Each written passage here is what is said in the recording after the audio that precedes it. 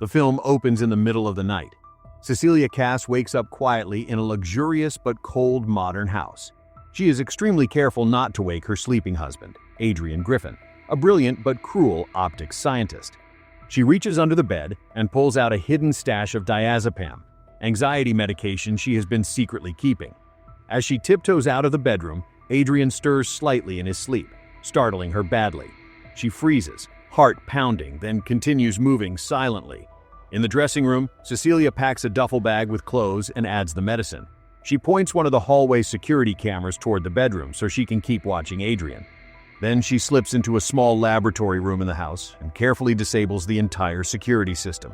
Cameras, alarms, everything. Every tiny noise she makes terrifies her. She keeps glancing back at the camera feed to make sure Adrian is still asleep. She gets dressed quickly and sneaks out through the garage. The family dog, Zeus, follows her and accidentally sets off the car alarm. Cecilia panics and runs toward the fence as the bedroom lights suddenly turn on. She climbs over the fence and sprints through the dark woods until she reaches a road. She waits anxiously for her sister Emily to pick her up. Minutes feel like hours. Finally, Emily's car arrives. Cecilia jumps in. Just as they start to drive away, Adrian appears behind the car, screaming her name and smashing the window with his fist. They speed off, but Adrian finds Cecilia's diazepam bottle on the ground. 2 weeks later, Cecilia is staying at the home of her friend James. She is still deeply traumatized and terrified to even step outside. James gently convinces her to walk to the mailbox. The moment she opens it, a man jogging by scares her so badly that she runs back inside the house. The next day, while James is doing some home renovations, Cecilia covers the camera on her laptop. The doorbell rings. It is her sister Emily. Cecilia is immediately upset, convinced that Adrian must have followed Emily there. But Emily has shocking news. She shows Cecilia an article on her phone. Adrian Griffin is dead, apparently a suicide. Cecilia is stunned. She opens up to James and Emily about how controlling and abusive Adrian was. He didn't just hit her. He controlled how she looked, how she spoke, how she thought. His abuse was psychological as much as physical. The following day, Cecilia manages to walk outside to get the mail by herself. James and his young daughter, Sydney, congratulate her on this small but huge step forward. Among the letters is one addressed personally to Cecilia. Cecilia and Emily meet with Adrian's brother, Tom, who is also a lawyer. He reads Adrian's will. Shockingly, Adrian has left Cecilia $5 million, but only if she is never charged with any crime and never declared mentally unstable. That night, Cecilia surprises James and Sydney with generous gifts to thank them for taking her in. She sets up a large bank account for Sydney to attend fashion school and gives James a giant ladder he had been wanting. They celebrate together. Later, alone in her room, Cecilia cannot shake the feeling that someone is watching her. The next morning, James leaves for work and asks Cecilia to wake Sydney. While doing so, she accidentally leaves the stove on. Breakfast catches fire. Sydney quickly puts it out with a fire extinguisher. Cecilia feels guilty and embarrassed. Later that day, while alone in the house, Cecilia senses something is wrong. She searches every room but finds nothing. Suddenly, she hears the front door open by itself. She checks the entrance. No one is there. That same night, Cecilia and Sydney are sleeping in Sydney's room. Something invisible pulls the covers off them and starts playing with the lights, waking Cecilia. She thinks she sees a figure, but convinces herself it is just Sydney's mannequin. When she reaches for the covers on the floor, it feels like someone is standing on them. She pulls harder, but they won't move. Terrified, she calls for James. He rushes in. Neither he nor Sydney sees anything, so he calms her down, telling her not to let Adrian's memory continue to haunt her. Cecilia has a job interview. The interviewer flirts lightly as they sit down, but when he notices her nervousness, he asks to see her portfolio. When Cecilia opens her bag, all her work is missing. She becomes extremely upset and suddenly faints. James sits with her in the hospital. The doctor tells her to take it easy until her lab results come back. While taking a shower at home, Cecilia's phone rings. It is the doctor informing her that she fainted because of dangerously high levels of diazepam in her system. On the bathroom sink sits a bottle of diazepam with a bloody fingerprint on it. Later, Cecilia takes James with her to meet Tom, Adrian's brother. She shows them the diazepam bottle and insists Adrian is still alive, that he has found a way to become invisible and is tormenting her. Tom dismisses her completely, James is shocked by her claims. Tom even says his own brother used to get inside his head, too. He shows her a photo of Adrian's dead body and admits he felt relieved when his brother died. Cecilia meets Emily for an awkward conversation. Emily tells her she read a horrible email Cecilia supposedly sent, saying awful things about her. Cecilia swears she never sent it. Adrian must have. Emily does not believe her and urges her to get professional help. That night, Cecilia checks her sent emails and finds the message to Emily. Sydney walks in and finds her crying on the floor. After comforting her, they decide to go out together. As Sydney stands up, something invisible hits her hard. She immediately blames Cecilia. No matter how much Cecilia protests, James and Sydney do not believe her and leave her alone in the house. Cecilia now knows Adrian is there. She starts calling out to him. She grabs a bag of coffee and spreads it across the floor in one room, then sits on the opposite side. She begs him to leave her alone. She calls his phone and hears it ringing from the ceiling. She climbs into the attic space and searches. She finds Adrian's keys, a knife, and her missing design work.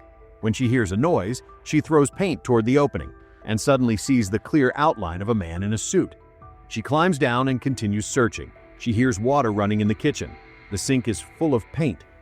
An invisible hand suddenly grabs her and throws her violently around the house. They struggle. He tries to strangle her, but she fights back and escapes out of the house. Cecilia gets into an Uber and asks the driver to take her to the house she once shared with Adrian. She asks him to wait outside. Inside, Zeus the dog follows her down to the basement laboratory. She finds a strange gadget and uses a tablet on the wall to figure out how to deactivate it. Slowly, an advanced invisibility suit is revealed on a mannequin. As she starts removing the suit, Zeus barks and runs towards something, warning her that someone else is in the house. She hides in the bedroom dressing room, but the invisible man follows. He opens the door but doesn't see her immediately. She runs. Zeus barks at him.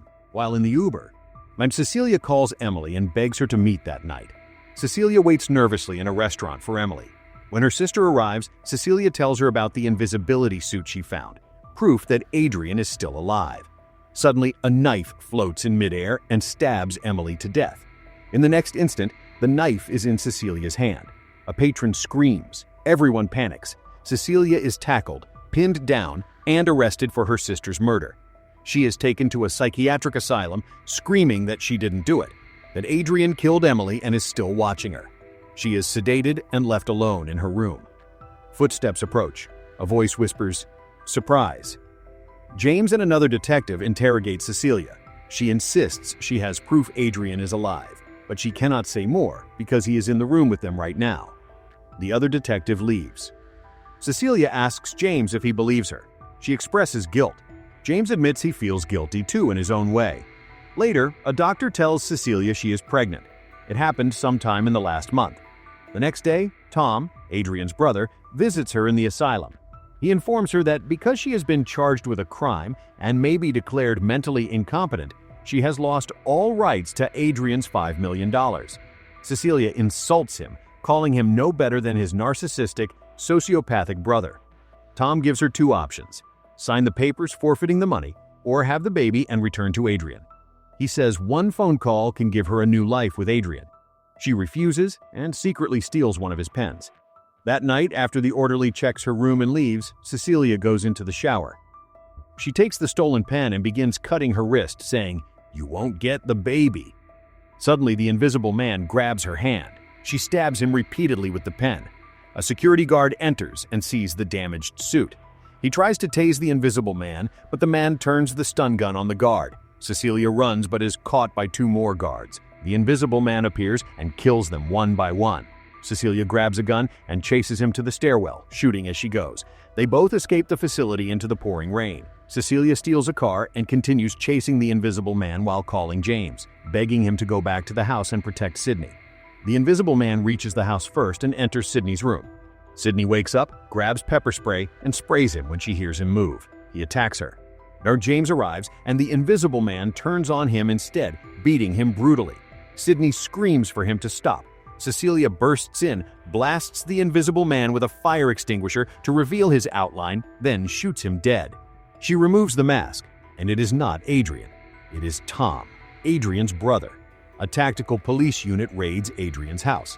They hear cries for help, and tear down a wall in the basement, finding Adrian tied up and alive. Later, James tells Cecilia that Adrian was found alive and claims his brother had been controlling and imprisoning him. Cecilia does not believe it. She is convinced Adrian orchestrated everything and set his brother up. James tries to convince her she is safe now, but Cecilia still feels like she is going crazy. That night, Cecilia returns to Adrian's house alone. He is waiting for her. I'm pleased to see her. They sit down for dinner. Adrian tries to act vulnerable, apologizes, and says he has learned his lesson. Cecilia demands he admit to everything he did. He keeps swearing it was his brother who controlled him. Cecilia keeps pressing. James is outside the house, secretly listening to their conversation through a hidden device. As Cecilia cries, Adrian moves to comfort her, but quickly slips back into his old controlling behavior. Cecilia excuses herself to the bathroom. Adrian waits at the table, growing restless. Suddenly, he grabs a knife and kills himself. A moment later, Cecilia returns from the bathroom, having been in the blind spot of the security camera the whole time. She calmly calls emergency services and watches him die. But James runs into the house after hearing what happened and finds Cecilia leaving with a duffel bag. He sees the invisibility suit inside and asks if she planned this all along. Cecilia does not answer directly. She simply walks away, leaving everything behind.